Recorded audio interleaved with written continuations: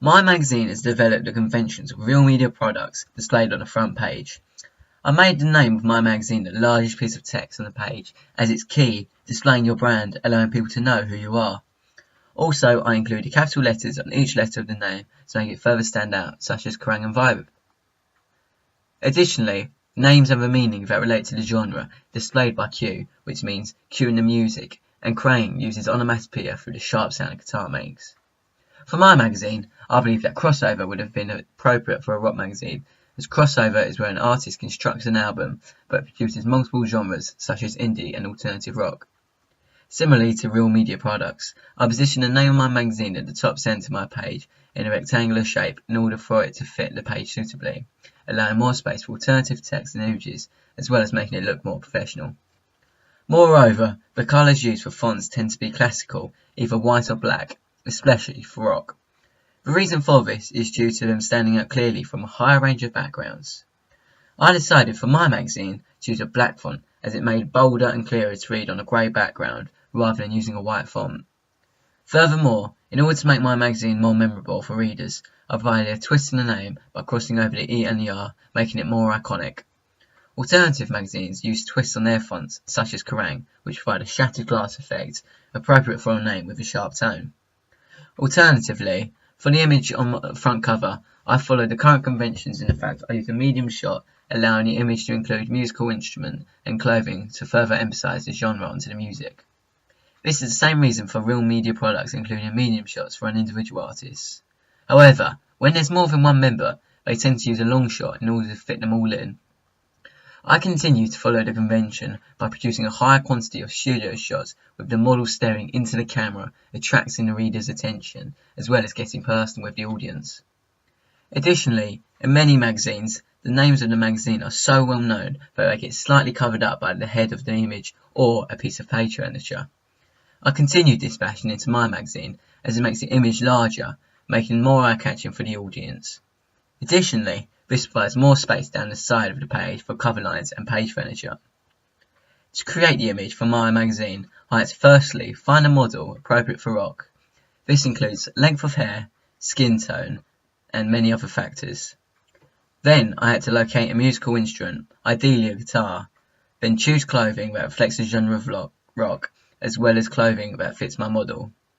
Furthermore, I had to find a high quality camera and a location suitable for a rock, such as a music studio or a stage. Then I had to purchase accessories that emphasise the genre, such as tattoo sleeves, and then set a time and date for me and my models to meet. While there, I had to assist my models on how to get their hair done and help apply eyeliner to emphasise the genre of rock. Next step involved producing a range of angles to find a wider choice of images at the end of the shoot. This was also done by a range of clothing and models. After the shoot, I had to select the best photos taken and edit them on Photoshop to produce the best quality possible. Lastly, for images, the things I would change to produce better photos for my magazine is to include more colour. This can be done by having a wider range of clothing. Despite this, I improved the image by editing colour onto the pattern of the white shirt. Additionally, having a range of clothing available would include a black shirt. This colour would stand out clearer from the grey background. Next, my media product developed the conventions of real media products through the use of page furniture. The main purpose of page furniture is to make certain parts of the magazine stand out from the rest of the information. On my magazine, I included a red sticker, which made the page look more interesting than just a plain red circle, and yet it was different from anything else on the page, allowing the statement, 12 pages of reviews, to stand out clearer.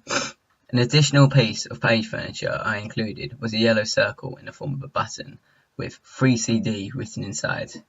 The reason for this standing out so clearly is due to it going against my colour scheme of red and grey.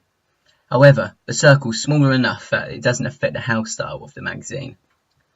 Lastly, for page furniture, I've continued the convention of real media products by blocking out parts of the name on my magazine with pieces of furniture in order to save space elsewhere on my magazine, which I can fill with either images or information. In addition, the colour scheme from my magazine was grey, black and red. The grey was used as a background as it's more interesting than white. It still allows many colours to stand out, such as black and red, as there's a large contrast in colours. For the backgrounds, I included a gradient on the grey to make it more interesting and lighter, making the image and the information further stand out. This develops the conventions of a portion of Real Media products, as many rock magazines with grey backgrounds tend to have a lighter gradient to make it stand out more than plain grey. Alternatively, for the colours of my fonts, I use black and red. Black is a classical colour that contrasts many light colours very well due to its darkness. This made it appropriate to put on a grey background as well as the yellow page furnitures. This follows the conventions of Real Media products in the sense that you always use a contrasting colour for the background. For example, yellow fonts on a black background or blue on a white background. Additionally, I included a red font as it's a bright colour that grabs the reader's attention. Also, it provides a variation as just using a couple of colours such as black and grey would look dull and mundane. For fonts, I used a variation including Top Secret, True Lies, You Are Loved and Toonish. I used Top Secret as my title as it included a line underneath and above the name itself, allowing to make a rectangular shape, producing a professional finish, as well as providing more space for alternative information or page furniture. Additionally, its bold, eroded font helps emphasise a feel for the genre.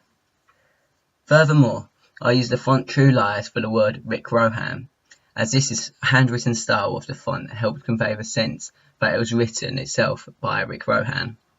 Additionally, I provided a strong black stroke to make it stand out clearer than just a plain white font. Lastly, I included Toonish as a font consistently used for the small cover lines on the right and left hand side of the page. The reason for this is that it's a small, clear font that's easy to read, as well as the boldness helps convey the loud sense of what magazines should. For my cover lines, I justified my cover lines by matching the alignment to their position on the page. For example, imagine dragons on the right side of the page, meaning the right side of the text are in line. The reason for this is to save more space in the middle of the page, which can be used for either enlarging the centre image or adding page furniture or text. Additionally, for my magazine, I only used two colours for my cover lines, red and black, in order to maintain a house style, but are still two colours that stand out from alternative magazines. I kept each cover line the same size text as it kept consistency and balance to my magazine, not making one stand out from the other as they're all equally as important. An additional convention I wanted to continue was locating a barcode in the bottom left corner, as it doesn't distract the attention of the magazine from the reader.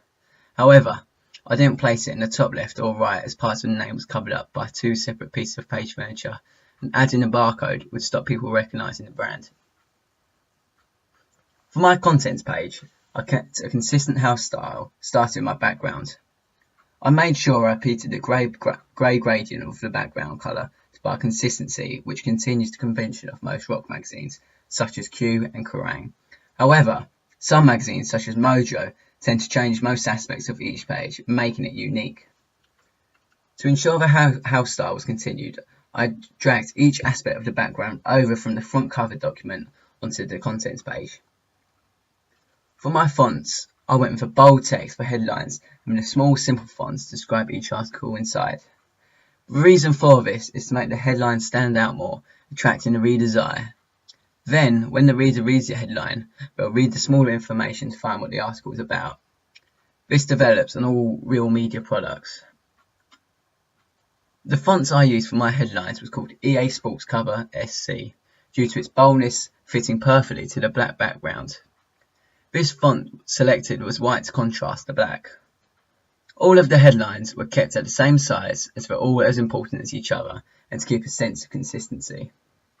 Additionally, for the small text explaining the article, the font was called Georgia, appropriate due to its simplicity to read.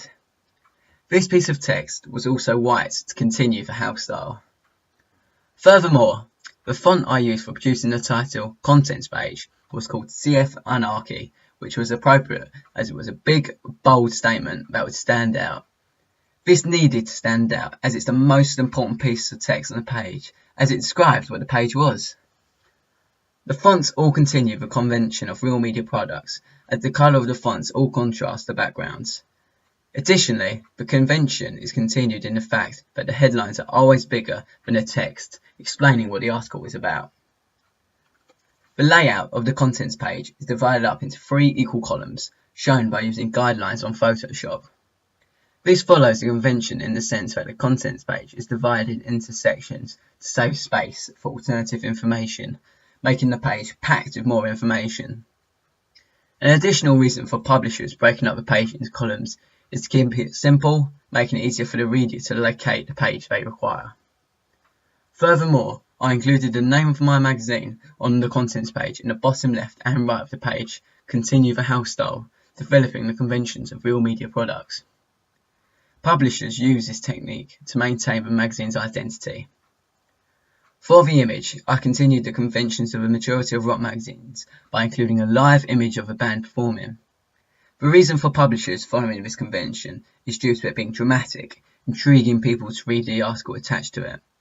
Additionally, the bright lights from the concert attract the audience's eye towards the article. I continued following the conventions of real media products by placing images in between text on the contents page.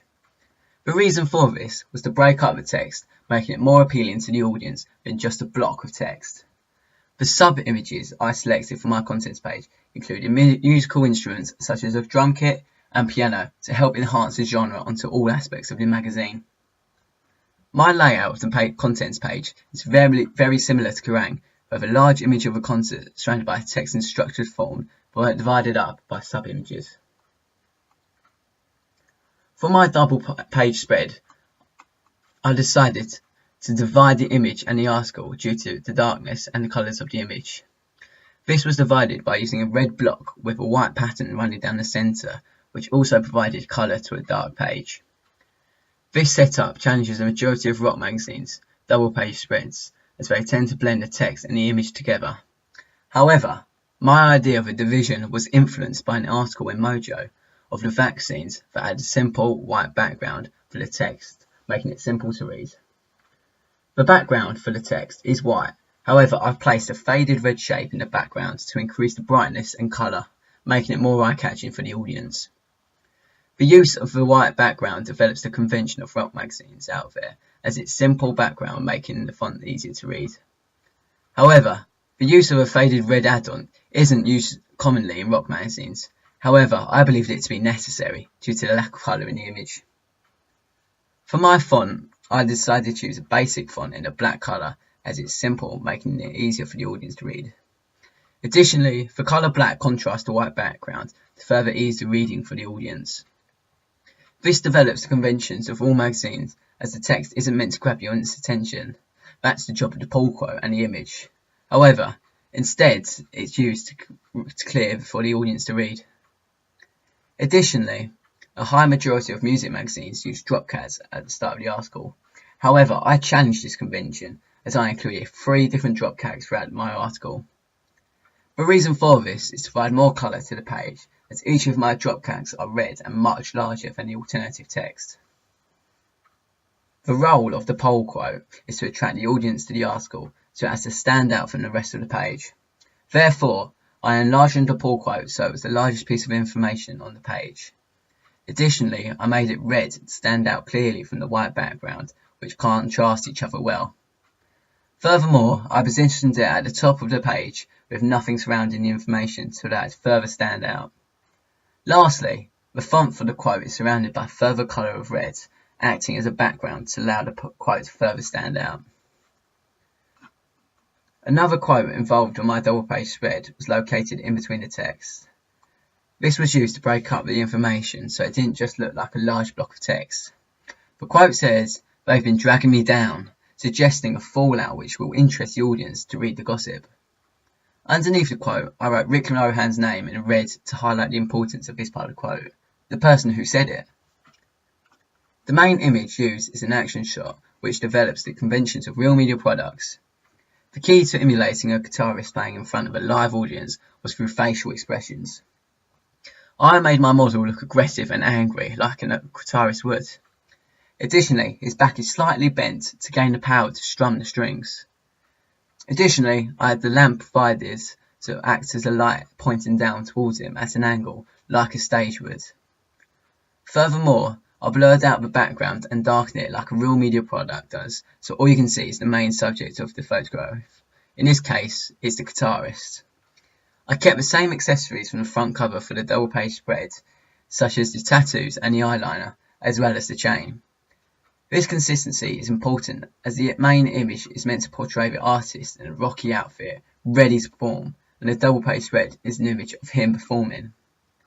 The only prop used for the image of my double page spread was the guitar, which is essential because it wouldn't be an action shot if it wasn't for the guitar. Also, the guitar is associated to rock, emphasizing the genre onto the magazine. Lastly, the magazine's identity is maintained through the website's address in the bottom corners of the page, which are highlighted in basic colours, black and white. The address on page 4 is white as it stands out from the black image, and the writing on page 5 is black to stand out from the white background.